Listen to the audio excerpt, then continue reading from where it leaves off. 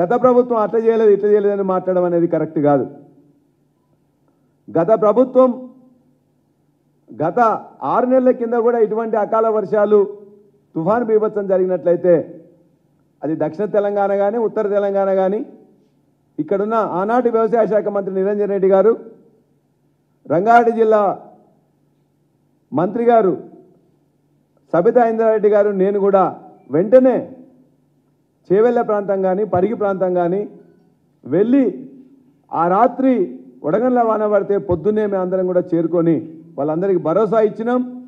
వాళ్ళందరికీ కూడా అంచనా వెంటనే వేసి పైసలు కూడా ఇచ్చినాం. 151 కోట్లు రిలీజ్ చేసి వాళ్ళందరికీ వెంటనే డబ్బులు ఇవ్వడం జరిగింది.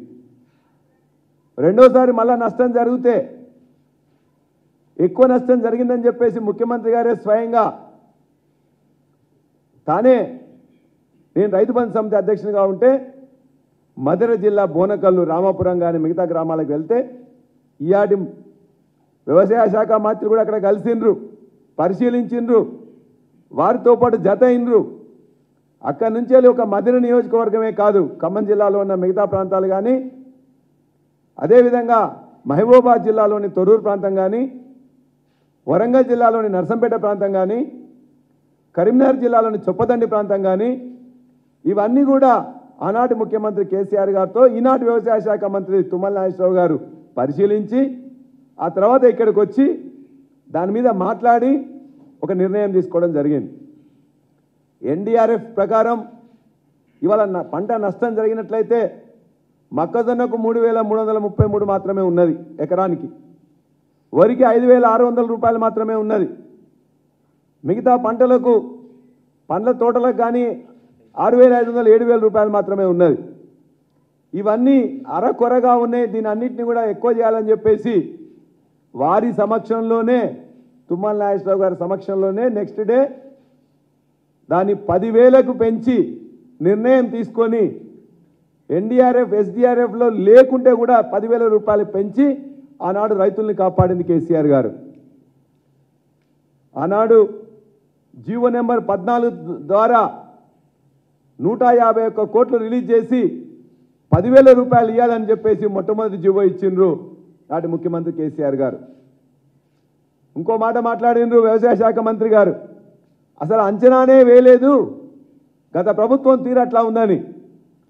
ఆనాడు 23 మార్చి నుంచి 27 ఏప్రిల్ వరకు జరిగిన నష్టాన్ని మొత్తం కూడా అంచనా వేసి దరిదాపుగా 3,000 గ్రామాలలో 2,75,000 మంది 79,000 మంది రైతులకు సంబంధించిన 3,04,000 ఎకరాలకు పంట నష్టం జరిగిందని చెప్పేసి అంచనా వేసిండ్రు గత ప్రభుత్వం.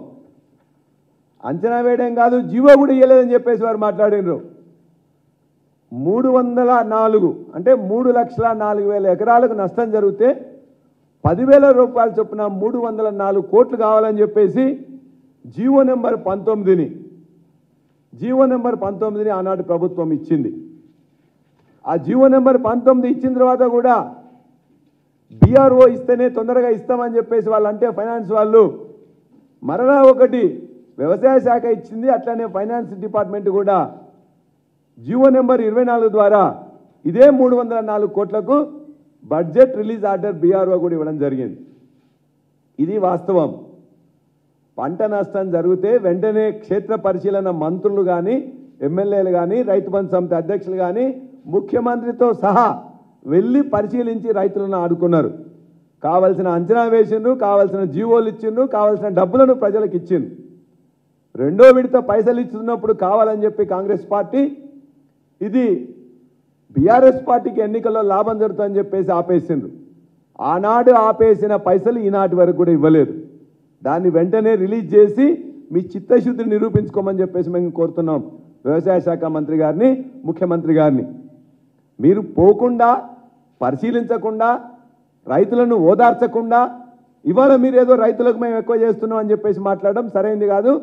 దయచేసి 2 లక్షల ఎకరాల్లో ఇవాళ నష్టం జరిగింది. నష్టం జరిగిన పంటకు అంచనా వేయండి, వెంటనే బీఆర్ఓ రిలీజ్ చేయండి, వాళ్ళందరికీ కూడా ఒక భరోసాగా ఉండండి. మీరు చేయాల్సింది పెద్దగా ఏం లేదు.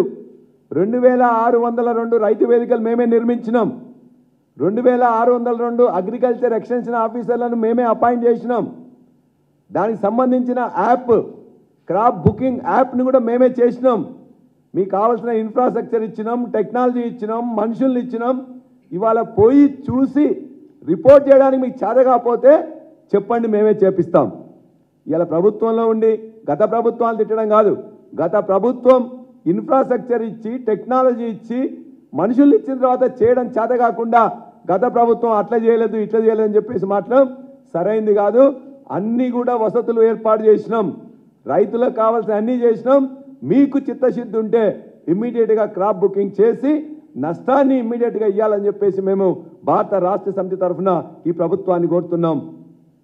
అంతేకాదు ఇంకో మాట మాట్లాడారు, రైతు బంధు